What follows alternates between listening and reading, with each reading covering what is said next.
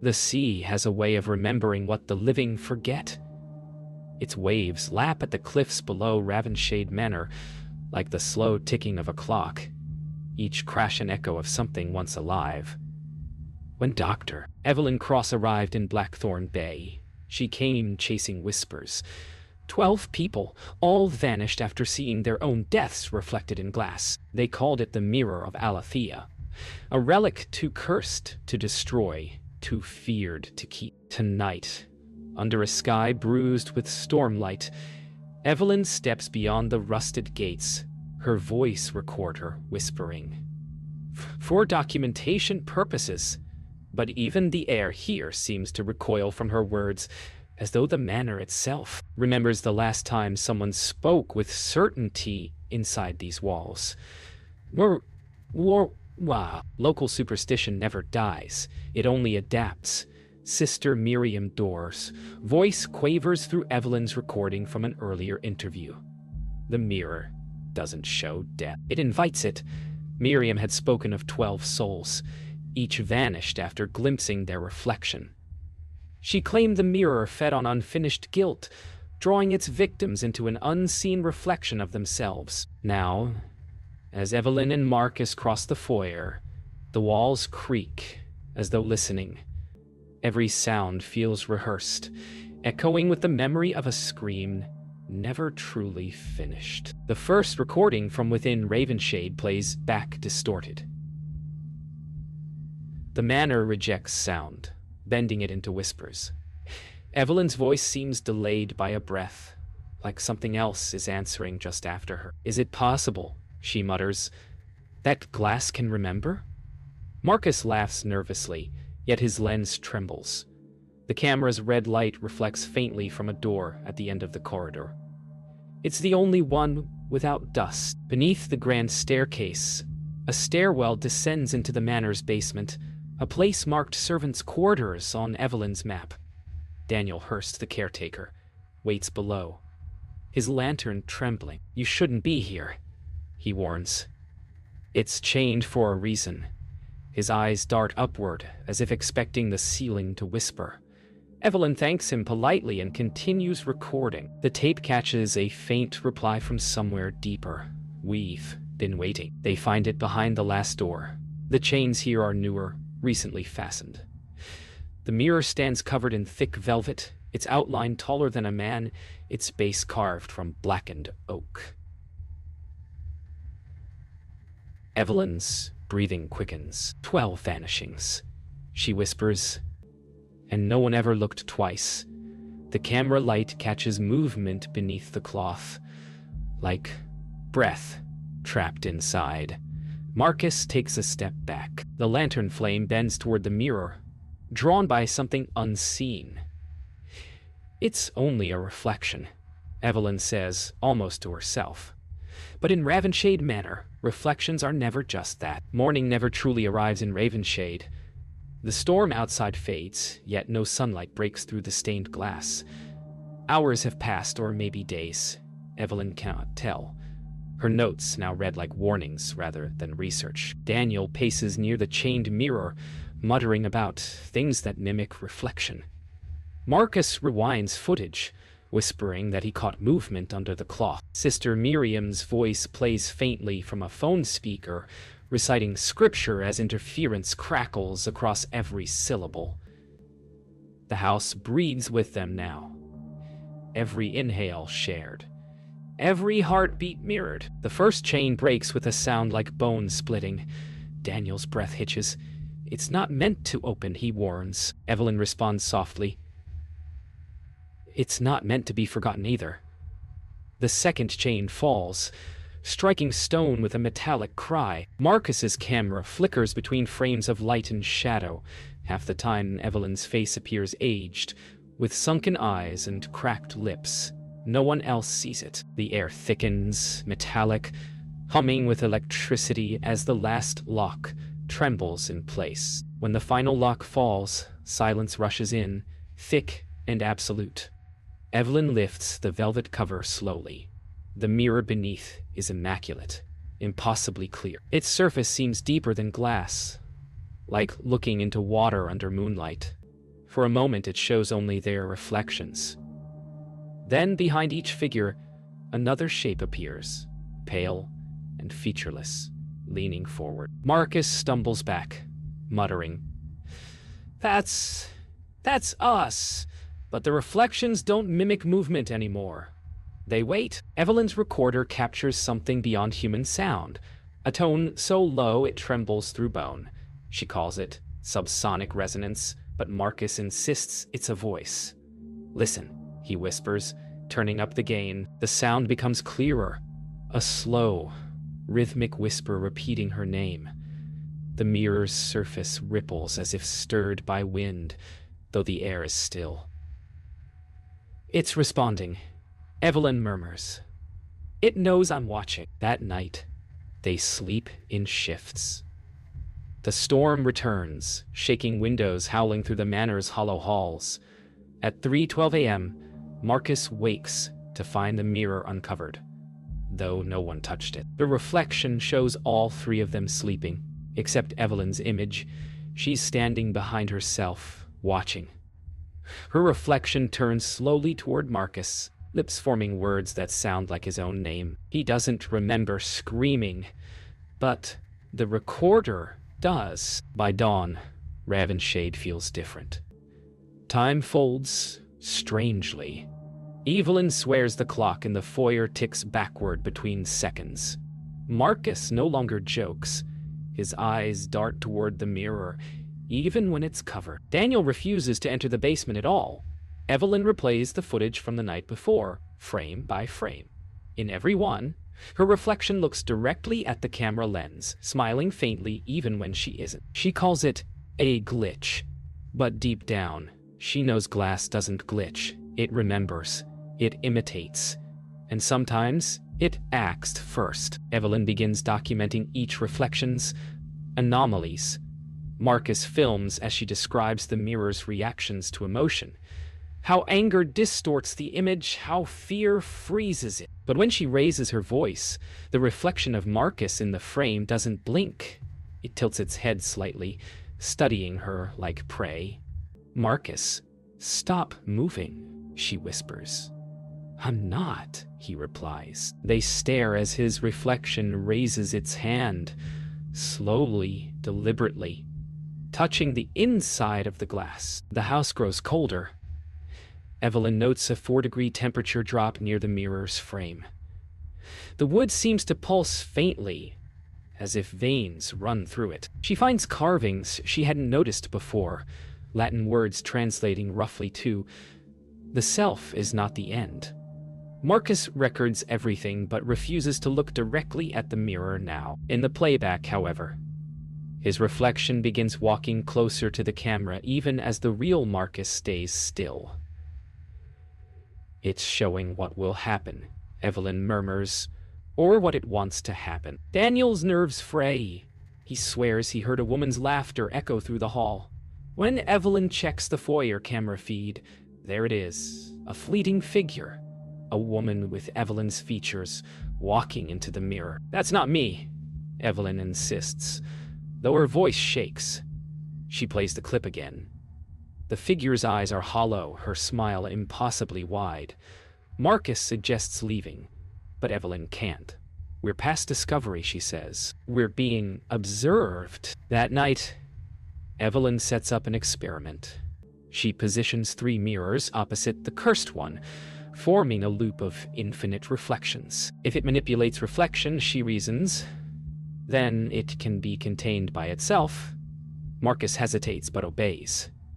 When she activates the lights, the infinite corridor appears, countless versions of them stretching into forever. Then, one of those reflections smiles, while the others remain still. Marcus lowers the camera. We've made it stronger, he whispers, and somewhere in the reflections something moves toward them.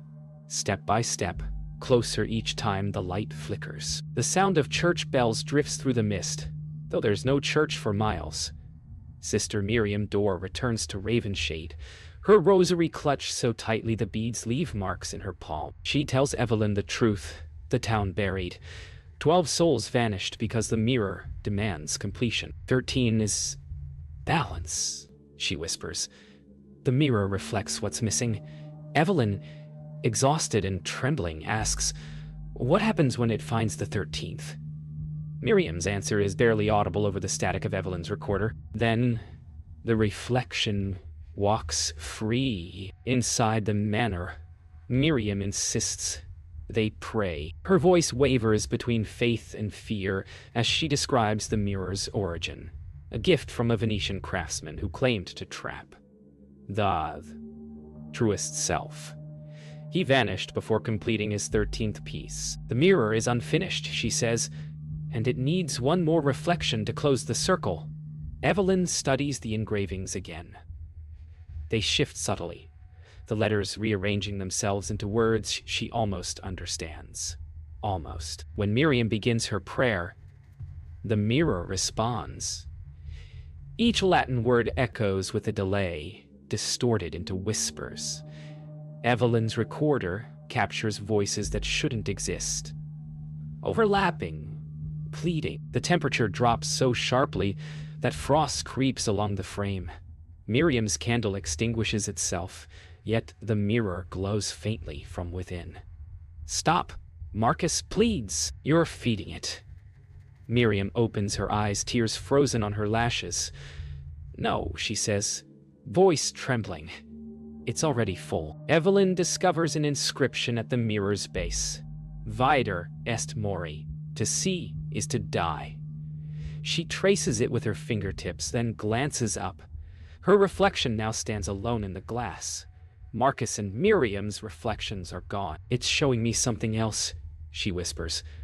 The glass ripples, and her reflection moves forward, closer to the surface, until it presses its palm against hers from the other side.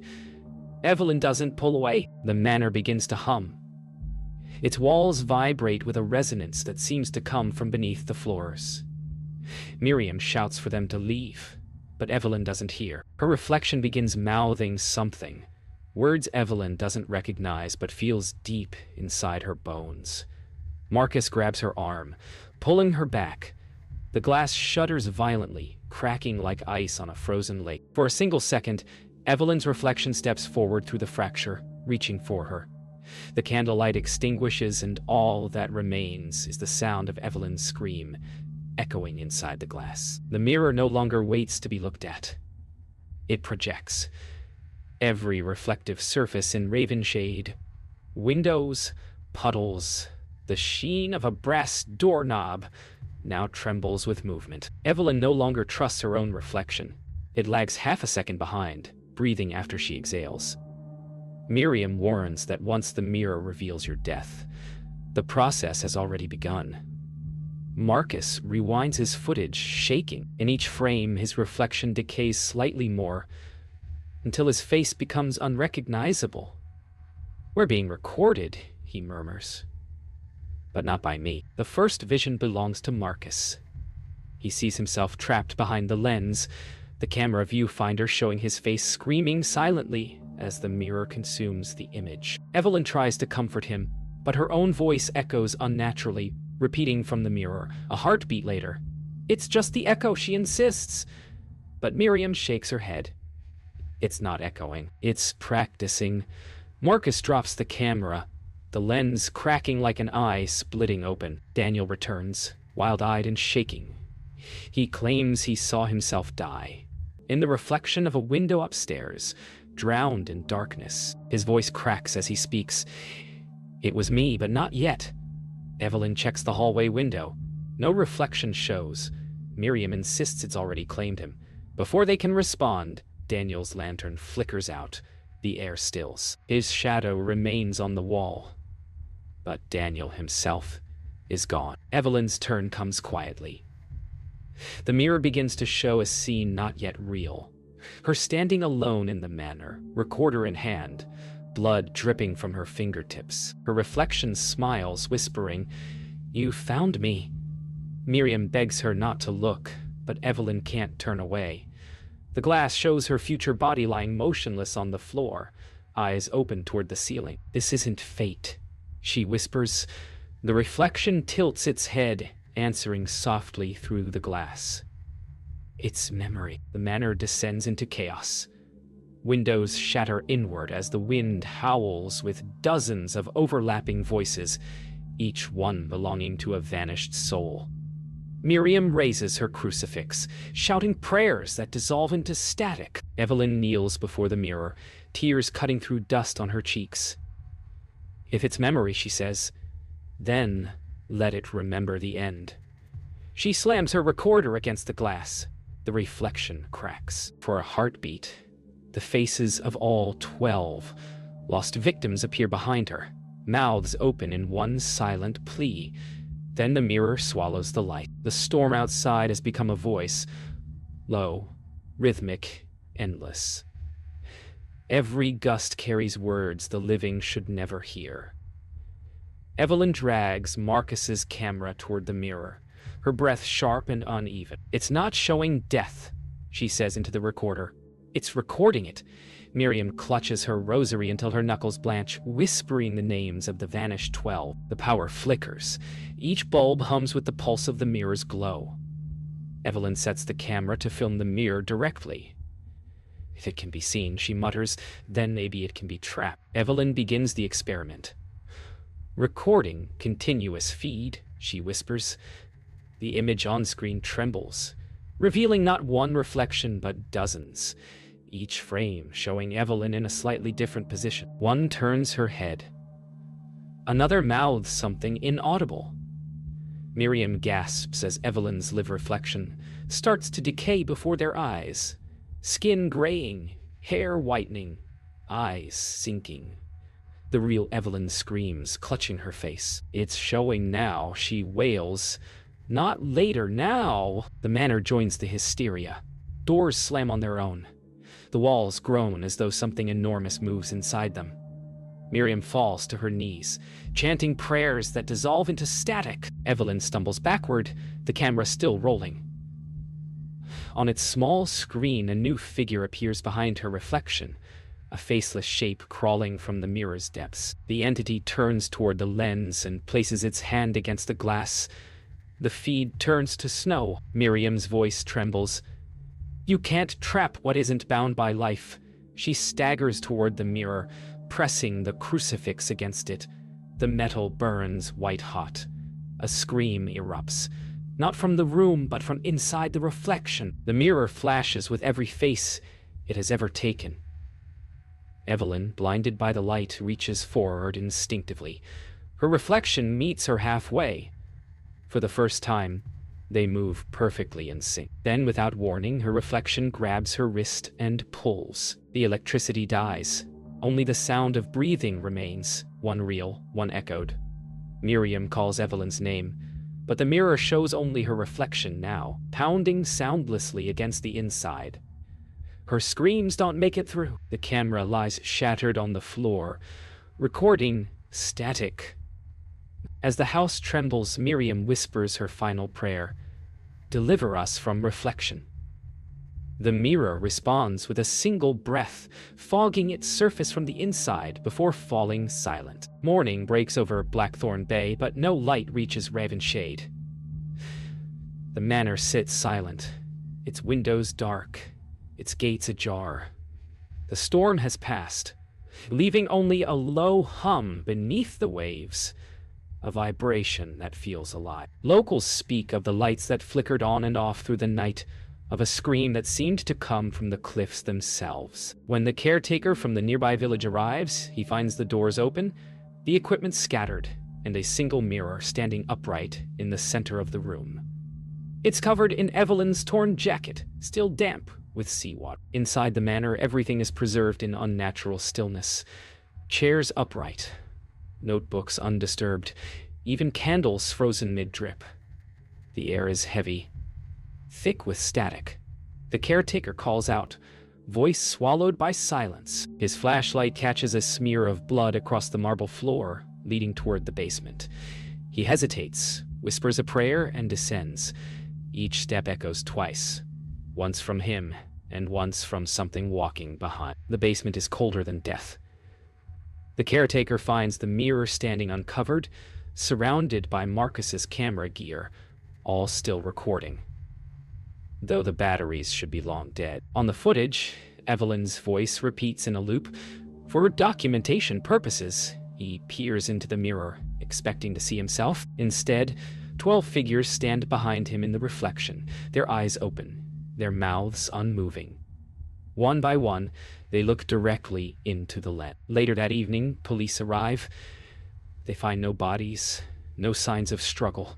Only Evelyn's recorder still running. On it, a final message.